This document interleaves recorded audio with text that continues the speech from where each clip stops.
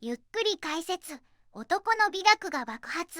漫画界の巨人小池和夫が生んだ劇画の金字塔ベスト10。ねえマリサ、最近の漫画やアニメでも、キャラクターが立っているなんて言葉をよく聞くけど、この考え方を日本に定着させたすごい人がいるって本当なの？ああ、本当だぜ。小池和夫先生は漫画はキャラを立てるものだと断言し、その手法を理論化した劇画界の巨人なんだ。キャラを立てる？そうだ。魅力的なキャラさえ作れば、あとはキャラが勝手に動いて物語を作ってくれる、という考え方だぜ。この理論を教える劇画村塾からは、うるせえ奴らの高橋留美子先生や北斗の拳の原哲夫先生、さらにはドラクエの堀井雄二さんまで、日本のエンタメを作った化け物たちが輩出されているんだぜ。物語よりもキャラが大事なんて、当時としては画期的な考え方だったんだろうね。小池先生はどんな風に作品を作っていたの？先生の原作は映画の脚本のようなと書きスタイルで、全盛期にはなんと月に15本もの連載を抱えていたんだ。さらに、セリフの中にカタカナのやつを多用する独自の表記法など、文字萌えの一部と考える自覚同一の哲学を持っていたのぜ。その圧倒的な仕事量と独創的な表現で、日本のエンタメ界を牽引し続けた小池和夫先生。今日はそんな小池先生が生み出した、男の美学あふれる劇画の金字塔をランキングで紹介していくぜ。第10位、高校生ブライ控えが吉谷啓二。第10位は、高校生ブライ控えだね。タイトルからしてすごく勢いがあるけど、これはどんなお話なのかな？高校生が主人公なんだよね。この作品はな、1970年代の劇画ブームの中で若者たちから熱狂的に支持された、放浪劇画の金字塔と呼べる一冊なんだぜ。当時は単行本の累計が100万部を超えるという、異例の大ヒットを記録したんだ。100万部、それはすごい人気だね。当時の若者たちがそこまで熱中した理由は何だったの？それは、主人公の村木正人、通称、村正の破天荒な生き様にあるのぜ。彼は行方不明の兄哲人を探すために高校を中退し、愛用の市内を持って鹿児島から東京を目指すんだが、その旅先で出会う女性たちと次々に乗じ、つまり、ラブタッチに持っていくという、明るくあっけらかんとした内容が受けたんだぜ。兄探しをしながら各地で女性と出会うなんて、まさに自由奔放だね。でも、ただの遊び人ってわけじゃないんでしょ？もちろんだぜ。村正は薩摩次元流の達人で、汗と涙と血を流し、組織に属さず腕一本で生きる三流主義を掲げる硬派な男なんだぜ。一流じゃなくて、あえて三流っていうのが小池流の美学なのね。そういうことだ。さらに、この作品は、ツンデレという概念の最古のルーツじゃないかとも言われているんだ。作中に、俺たちにはツンツンしてるくせに案内もやろうとデレデレしやがって、というセリフがあるんだが、1970年代にその空気感を言語化していたのは驚異的だぜ。ツンデレのルーツまでここにあるかもしれないなんて驚きだよ。性的な描写を扱いながらも、武術の達人が全国を旅する設定は、今のエンタメにも通じるワクワク感があるね。そうなんだぜ。長井豪先生のハレンチ学園などと並び、後の俺の空にも影響を与えた、パイオニアとして、昭和の劇画史にその名を深く刻んでいる傑作なのぜ。第9位、20って物語が高栄里美。続いて第9位の発表だね。マリサ、この20って物語っていうのは、どんな作品なのかな？これはな、週刊ポストで25年もの間連載されて、単行本はなんと全110巻にも及んだ超長寿の取り物劇なんだぜ。大岡越前の神の下で働く南町奉行所の同心たちの活躍を描いた物語なのぜ。110巻ってすごいボリューム。そんなに長く続いたのは、やっぱり主人公が魅力的だったからなの？ああ、主人公の菊池鶴次郎がとにかく魅力的なんだぜ。彼は情に熱くて、何事にも本気で向き合う性善説論者なんだ。一見なよなよして気弱に見えるけど、実は心優しい最高の同心なんだぜ。優しすぎる同心さんなんだね。取り物って危ないこともあるわよね。ちゃんと犯人を捕まえられるの？そこが鶴次郎の凄さだぜ。彼は着ている羽織を一挙動で相手の頭にかぶせるっていう独自の捕獲術を使うんだ。むやみな殺傷をしないで無力化するのが彼の流儀なのぜ。ただ、彼の人生はすごく過酷なんだ。過酷？どうして？鶴次郎は死神鶴って異名があるんだぜ。彼に惚れた女は皆死ぬっていう悲しい宿命を背負っているんだ。お松が軽視したり、お米が刺されて亡くなったりと、愛した女性たちが次々と非業の最後を遂げてしまうのぜ。そんな辛い出来事を吹っ切るために、彼はあえて大げさに鶴の真似をして自分を奮い立たせるんだぜ。そんな悲しい理由があったなんて、鶴の真似をしている背中を想像すると、なんだか切なくなっちゃわ。そうだろう。情の厚さと、それに反するような残酷な運命。そんな強烈な個性を持ったキャラクターが動き回るからこそ、25年もの間、多くの大人の読者を引きつけ続けた金字塔と言えるのぜ。第8位、実験人形ダミーオスカーが可能制作。第8位は、実験人形ダミーオスカーだね。ハードボイルドセクシーコミックって呼ばれているみたいだけど、どんな作品なの？本作は小池和夫先生のキャラを立てろという理念を最も鮮烈に表現した。可能制作先生とのコンビによる傑作なんだぜ。人間と見分けがつかない超精巧な人形。つまりダミーを作る人形師の物語なのぜ。人形師さんが主人公なんだ。でも、ただの人形作りのお話じゃないんでしょ？ああ、主人公の東京俊介は普段は気弱な小男なんだが、ショックを受けると傲慢な超人オスカーに変貌する二重人格者なんだぜ。この強烈なキャラ設定が物語をぐいぐい引っ張るんだ。さらに1977年当時話題だった水野俊一氏のサイボットシステムを資料にしていて、設定のリアリティも凄まじいんだぜ。二重人格にサイボット。設定からしてハったりが効いていて面白そう。作画についても何か特徴があるの？そこがファンを驚かせたポイントだぜ。可能制作先生の絵は初期こそ完全な劇画調の絵柄だったが、後にニュー実験人形ダミーオスカーでは、Mac を利用して CG で描かれるようになったんだぜ。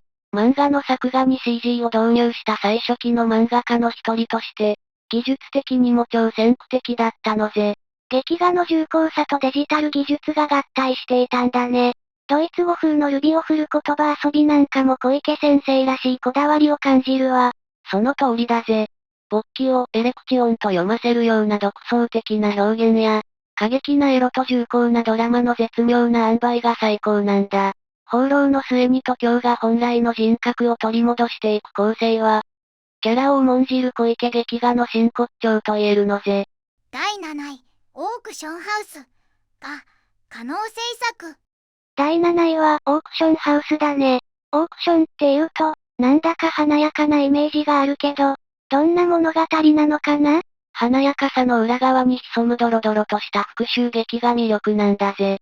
1990年から連載された、小池先生の後期を代表する知的なアクション劇画なのぜ。復讐劇なの？ただの美術品のお話じゃないんだね。ああ、主人公のユウソウゲンは、幼い頃にフェルメールの名画、レースを編む女を狙った男たちに、両親を殺されているんだ。その仇を討つために美術界のトップに上り詰めた執念の男なんだぜ。フェルメールの名画が事件のきっかけなんだね。でも、美術鑑定士さんなのに戦ったりもするの？そこが小池劇画の真骨頂だぜ。彼は世界に3人しかいない大和憲法の継承者でもあるんだ。精密な美術鑑定を行う一方で、立ちはだかる闇の組織を憲法でなぎ倒していく姿はまさに圧巻の一言なのぜ。鑑定も憲法も超一流なんて、キャラクターが濃すぎるわ。出てくる敵もすごそうね。まったくだぜ。身長5メートルと推測されるレスラーのコスモ・ゴメスや、なんと108歳のアドルフ・ヒトラーまで刺客として登場するんだぜ。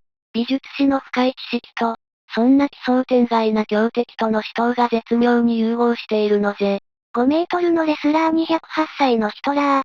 想像を超えすぎていて驚きを隠せないわ。でも、そんな派手な設定があるからこそ、復讐劇がドラマチックに盛り上がるのかもしれないね。その通りだぜ。村尾由美やシアラといった魅力的な女性たちとの愛憎劇もあり、知的な駆け引きとバイオレンスが共存する世界観は唯一無二なんだ。小池和夫先生が生んだ、まさに劇画のエネルギーが詰まった傑作と言えるのぜ。第6位、傷追い人が池上良一。第6位は、傷追い人だね。池上良一先生の美麗な絵が思い浮かぶけど、どんな復讐劇なの？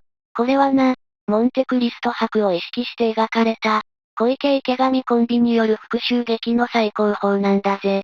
元一流アメフト選手の主人公、茨城圭介が全てを奪った巨大組織に立ち向かう、壮絶な執念の物語なのぜ。モンテクリスト博がモデルだなんて、相当過酷な運命を背負っていそうだね。茨城さんはどうして復讐の道を選んだの？彼は謎の組織 GPX に拉致され、最愛の恋人である夏子を目の前で亡くしてしまうんだ。二人の胸には愛の証としてトカゲの入れ墨があったんだが、夏子は愛を貫くために自決を選んだのぜ。さらに母まで殺された圭介は、投獄中のあまりの怒りと復讐心から、なんと短期間で髪が真っ白な白髪期へと変貌してしまったんだぜ。髪が白くなるほどの怒りだなんて、想像を絶するわ。そこからどうやって反撃を開始したの？彼は、リオバラキとしてブラジルで金の採掘を行い、再起の資金を貯めるんだ。その後はアメリカで実業家、ジョー・剣と名を変え、着実に組織の革新へ迫っていくのぜ。物語の終盤で判明する組織の正体は、単なるポルノ制作集団ではなく、CIA の一機関であったという、グレートパーソン X だったという、驚愕の展開が待っているんだぜ。一人の男が国家規模の陰謀を相手に戦っていたなんて、スケールが大きすぎるわね。ああ、最後の一人となるまで彼を支え続けたミスティとの絆も、息を飲むほど美しいんだ。男の情念がページから溢れ出すような圧倒的な熱量は、まさに小池和夫先生が生み出した劇画の真骨頂と言えるのぜ。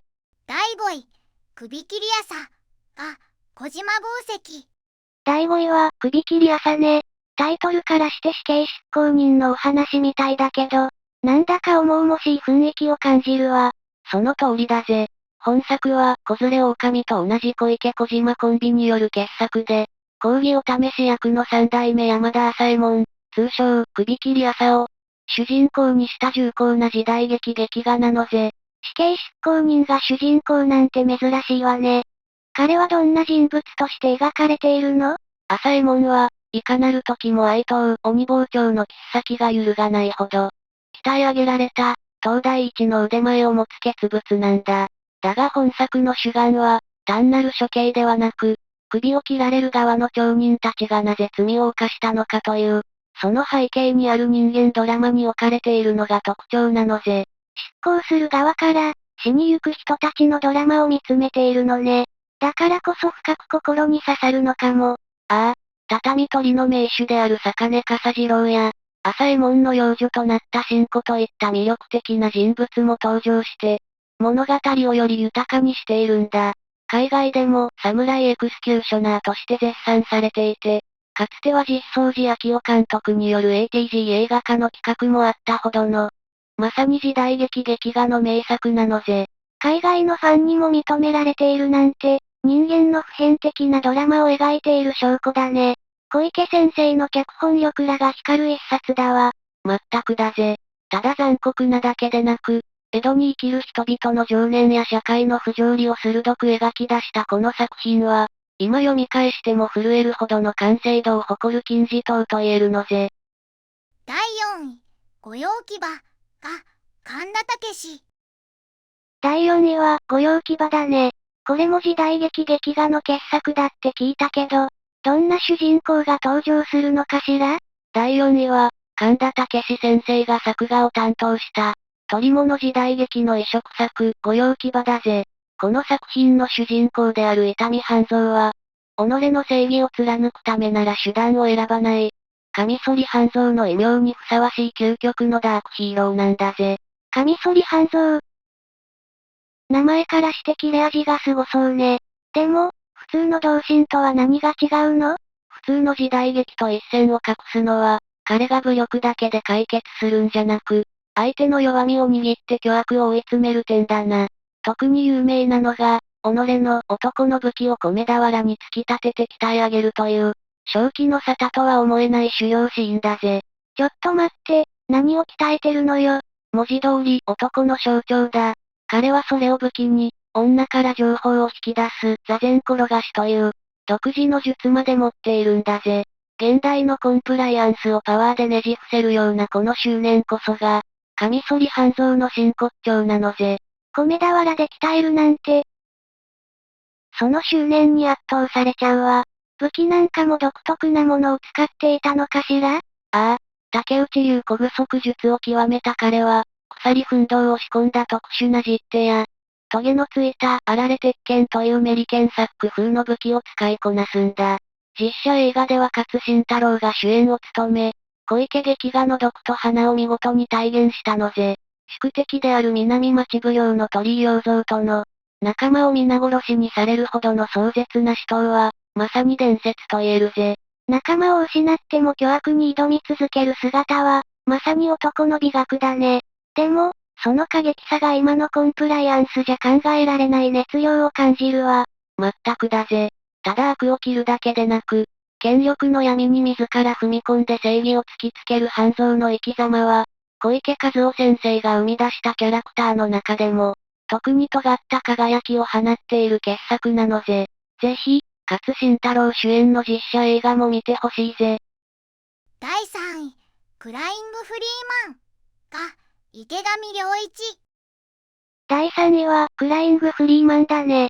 この作品も池上良一先生とのコンビ作品だけど、どんな男の美学が描かれているの？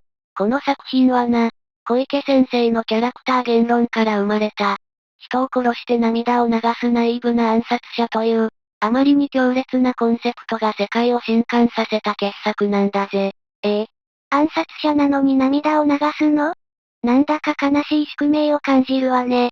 ああ、新進気鋭の陶芸家だった日野村陽が、巨大マフィア108流に拉致され、催眠術で暗殺者に仕立て上げられるところから物語は始まるんだ。池上先生が描く主人公は、単にマッチョなだけじゃない繊細な、いい男で、美麗なエロスとアクションの融合が凄まじいのぜ。陶芸家から暗殺者へ、そのギャップもキャラクターが立っている理由なのかもしれないわ。実はこの作品、驚愕の裏話があるんだぜ。実はこの作品には、漫画よりも事実はきなりな伝説があるんだ。劇中の組織名108流108ドラゴンが、なんと実在のマフィアと同じ名前だったんだぜ。それってまずいんじゃ。ああ、小池先生は108流からホテルのスイートルームに呼び出されたんだが、現れた本物の幹部はあんたの描く俺たちは最高にかっこいいと絶賛。お礼としてロレックスの金無垢時計を贈られたって言うんだぜ。かっこよすぎるけど、生きた心地がしないわね。本当だぜ。ヒロインの日野 M との出会いや、彼女の背負う虎とフリーマンの竜の入れ墨が、ついになる描写も実に美学に満ちているんだ。全世界で1000万部を突破し、ハリウッド映画化もされたこの作品は、まさに日本が世界に誇るキャラクター劇画の到達点と言えるのぜ。第2位、白雪姫が上村和夫。第2位は、修羅雪姫だね。梶芽衣子さんの映画でも有名だけど、どんな悲しい復讐劇なの？この作品はな、明治時代を舞台に、母の執念と怨念を一身に背負って生まれた少女雪の過酷な運命を描いた、劇画史に残る美しき傑作なんだぜ。小池先生が親友と呼び、深く尊敬していた天才絵師、上村和夫先生との運命的なタッグから生まれたのぜ。復讐のために生まれてくるなんて、あまりに切ない境遇だわ。彼女はどうしてそんな道を歩むことになったの？雪の母親は、家族を惨殺され自らも獄中に落とされたんだが、死の間際に復讐を果たす道具として雪を産み落としたんだ。生まれた時から復讐という宿命を背負わされた雪が、その使命を全うするために戦う姿は、上村先生の描くたおやかな女性美と、小池先生の鋭いバイオレンスが融合した生と同の美学は、当時の読者を圧倒したのぜ。雪が番傘に隠した仕込み杖を抜き、真っ白な雪景色の中で鮮血を散らすシーンは、息を飲むほど美しいんだ。雪と鮮血の対比。想像しただけで背筋が震えるほどの名シーンだね。この美学が、海外の有名な監督にも影響を与えたって本当？ああ、本当だぜ。クエンティン・タランティーノ監督が熱烈なファンを公言していて、映画、キルビルの最大のモチーフにしたことでも世界的に有名なんだぜ。実写映画で雪を演じた梶芽衣子さんの冷徹なまでの美しさも、小池劇画の世界観を見事に体現していたのぜ。復讐のために愛や幸福を捨てた雪の生き様は、今見ても胸を締め付けるほどの情念を感じさせるんだ。ただの復讐劇じゃない、世界中を魅了するほどの芸術的な美しさがあるんだね。一人の少女に一族の業をすべて背負わせるという壮絶な設定は、キャラを重んじる小池先生の真骨頂なのぜ。時代を超えて愛されるこの美学は、まさに劇画界の至宝と言える金字塔なのぜ。第1位、子連れ狼。小島紡績。いよいよ第1位の発表だね。劇画界の巨人が生み出した、最高峰の作品は何なのかしら？栄光の第1位は、全世界で累計1180万部以上を記録した、不滅の金字塔、子連れ狼だぜ。小島剛優先生とのコンビで描かれたこの作品は、もはや日本の漫画という枠を超えた、世界的な伝説なのぜ。1100万部、世界中で愛されているなんて、本当に凄まじい熱量を感じるわね。その中心にいるのが、柳生一族の陰謀によって全てを失った元講義解釈人、小上一刀とその息子の大五郎だぜ。愛刀の胴狸を手に、幼い子を乳母車に乗せて復讐の旅、つまり冥府魔道を歩む姿は、昭和の男たちを熱狂させたのぜ。特に武器満載の箱車は、そこに鉄板が張られ、槍や機関銃まで仕込まれているという、はったりの効いた小池流ギミックの象徴なんだ。乳母車に機関銃だなんて、一度見たら絶対に忘れられないインパクトだわ。そうだろう。物語のスケールも壮大で、江戸の水没危機を救うために投擲来、つまり爆弾で山を爆破するような、時代交渉を力技でねじ伏せるほどの迫力があるのぜ。この唯一無二の美学は、アメコミの巨匠フランク・ミラーら海外のクリエイターにも多大な影響を与え、ハリウッドでもリスペクトされているんだぜ。一人の男の執念が、海を越えて世界中の人々の心を動かしたんだね。その通りだぜ。一刀と宿敵柳生烈道との果てしなき死闘は、まさにキャラクターが命をもって自ら動くという、小池先生の哲学が到達した究極の姿なのぜ。これぞ劇画、これこそがキャラクターという存在の強さを証明し続ける、永久欠番の傑作なんだぜ。総評またはまとめ。今日は劇画界の巨人、小池和夫先生の傑作を10作品見てきたが、レイム、どうだった？どの作品もキャラクターが本当に強烈で、圧倒的な男の美学を感じたわ。今の漫画や映画にも、先生の教えが脈々と生きているんだね。その通りだぜ。先生が提唱したキャラクター言論は、劇画村塾を通じて高橋留美子先生や原哲夫先生といった、数多くの名クリエイターを育て上げたんだ。キャラクターが自ら動くという強い信念があったからこそ、国境や時代を超えて語り継がれる熱い物語が生まれたのぜ。先生が残した劇画の熱量は、今の私たちに魂を震わせる表現とは何かを教えてくれる気がするね。ああ、もし君の好きな小池劇画や思い出のシーンがあれば、ぜひコメント欄で熱く語ってくれよな。今回の動画が面白かったら、高評価とチャンネル登録もよろしく頼むぜ。それじゃあ、また次の動画で会おうな。